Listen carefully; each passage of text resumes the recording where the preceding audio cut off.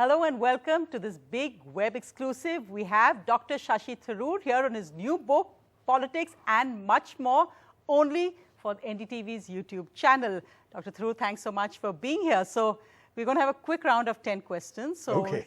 I'll start with Prime Minister Modi from 2014, 2019, and will it be 2024?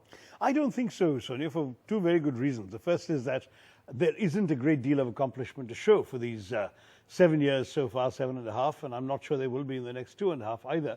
Already in 2019, I believe he was really heading for a fall until the tragedy of Pulwama happened, and then Balakot in response, and the ability for the Prime Minister and the ruling party to use national security to win votes.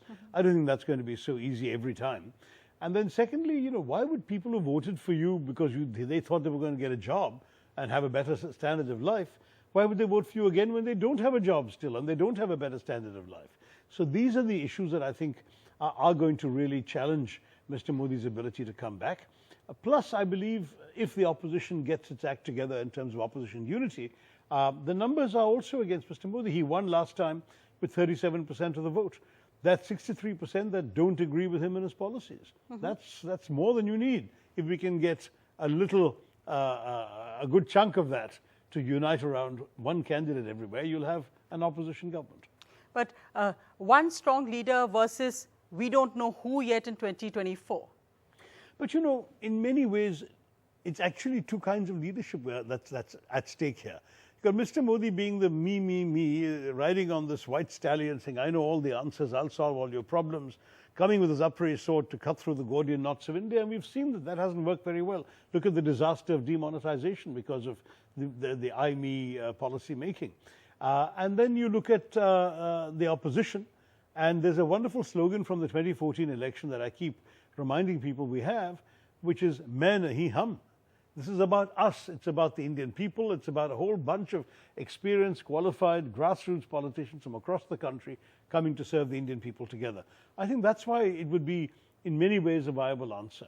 Why do we want to reduce a parliamentary system to a presidential one in that sense of saying that it's one individual versus another individual? The only voters who actually get to vote for Mr. Modi are the people of Varanasi. The rest of us are voting for BJP candidates who may not deserve our votes. Let's turn that vote around and give it to a Congress candidate or a candidate of another opposition party. Can the Congress alone beat Prime Minister Modi? Alone will be a tough call given that we are at the moment 52 seats in Parliament and we need 272. That's a big hill to climb. And I have to recognize that in some states we have yielded the top place in those states to regional parties. But Congress with regional parties, yes, definitely. Is the BJP formula of the development mantra plus Hinduism mantra unbeatable? You know, the development mantra has remained a mantra in terms of words. It hasn't actually translated into action on the ground. Other than a few areas of progress such as highways, you haven't actually seen the kinds of dramatic economic growth that were promised back in 2014. You have not seen an increase in jobs. We have the highest unemployment ever recorded in this country under the watch of Mr. Modi. It may be gradually changing now in the last couple of months, but till 3 months ago, that was the case. We've had a major setback in economic growth in the last 5-6 years. So given all of that and the willful setback imposed upon the nation by demonetization, it was very telling that there was no tom-tomming of the 5th anniversary of demonetization when that came and went on the 8th of November 2021. The BJP wasn't taking out big ads touting, and they know they really screwed up, and the country knows it too. So when you look at all that development, to my mind, is not a plank they can easily run on. They have tried to compensate for it by some welfare schemes. And the fact is that the UPA are the past masters of welfare, and the BJP actually criticized the UPA, saying that we won't be giving you welfare, we'll be giving you jobs, we'll be giving you a growing economy. They've done neither. So I'm not quite sure that that's there. As far as Hindutva is concerned, I think the vast majority of Hindus do not want to see the weaponization of their faith. I think, you know, they respect Hinduism in their temples and their puja rooms. They respect Hinduism as part of who they are in terms of their spiritual quest. I don't think they see Hinduism as the principal reason they go to the polls to vote, because voting is about governance, it's about development, it's about the material well-being of people in the here and now. Religion is about the hereafter. We can leave it elsewhere. Yeah.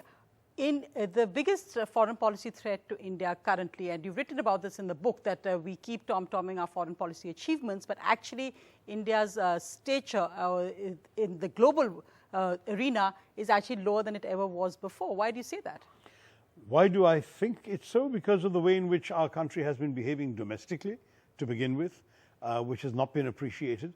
You know, you can't go around with the kind of really offensive rhetoric that we hear from the ruling party against a substantial minority in our country, treating them in ways that honestly are reprehensible.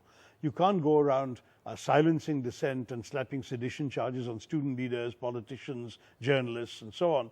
You can't go around locking up people, having a Jesuit priest die in jail. You can't have all of these things happening without people abroad sitting up and taking notice. You know, the world media is now all knit together. When things happen in India, they're reported abroad as well. And as a result, the coverage of India in the world press of late has become uniformly negative. You know, whenever you travel abroad, pick up a newspaper, go on the internet and look at foreign newspapers. Google India on any of the major mastheads of any of the foreign languages you know, and you will find 9 out of 10 articles are negative because of these factors. That's the problem. So how do you answer when the ruling party says the opposition enjoys anti-India headlines? The opposition is anti-national. Comedian Veer Das is anti-national. You know, this anti-national talk has gone far too far.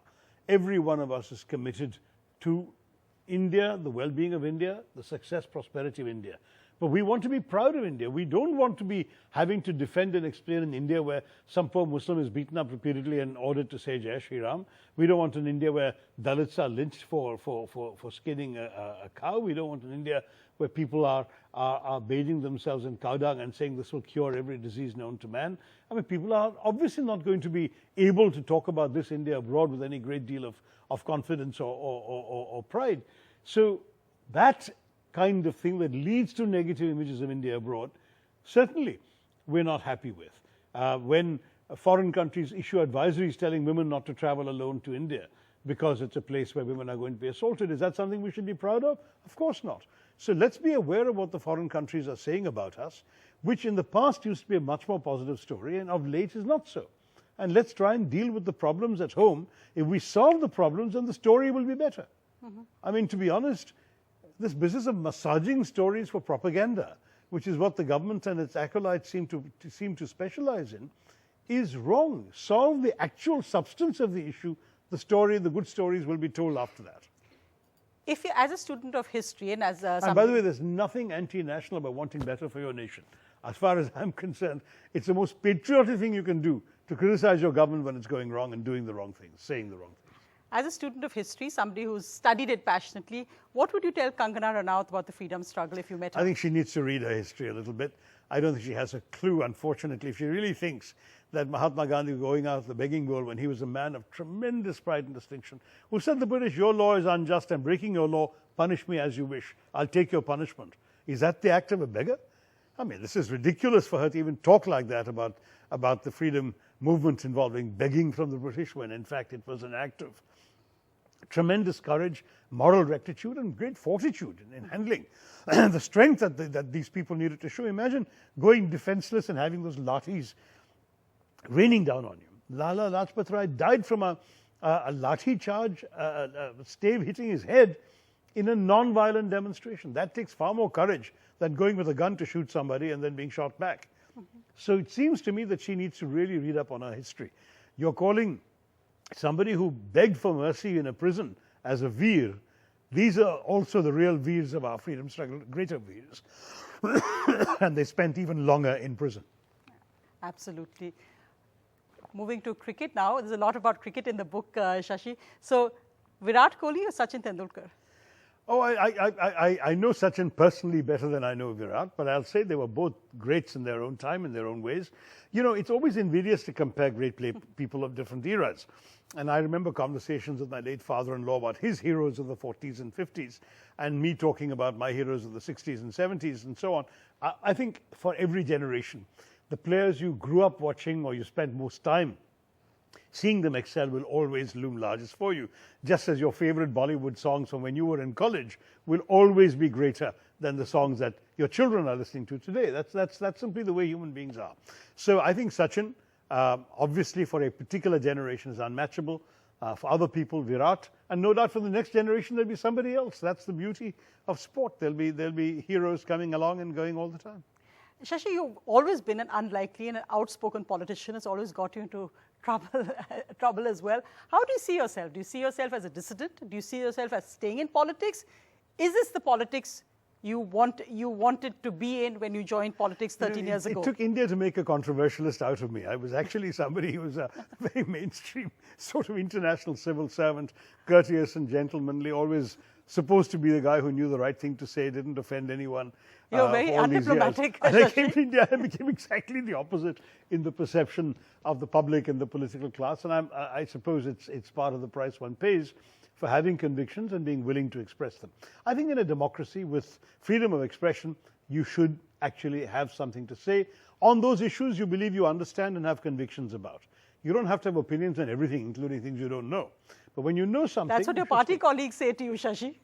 No. Things I don't know, I don't speak about. Okay. But what I have opinions on are matters that I've studied, read, understood, and then spoken on. And those opinions I tend usually to express in a measured way, not in a sort of flame-throwing way. But anyway, nonetheless, who am I? I'm a human being who has a number of responses to the world he sees around me, some of which I manifest in my writing, in my speeches, in my public reactions, some of which I manifest in my work, whether it was my humanitarian work at the UN, my peacekeeping work, my political work today for my constituents, my speeches in Parliament. All these are part of the same human being reacting in different ways. And the same logic applies to my writing. My writing is still coming from the same mind, the same heart, the same sensibility that animates all those other things. So will you be silenced, Shashi? About? If you want to talk about politics within your party, if you want to talk about something that's controversial, will you ever be silenced? I'll choose my time wisely. I don't think that right now, for example, it serves either me or my party well at a time when the party needs to gather its resources together to face the huge challenges faced by the imposed by the ruling party.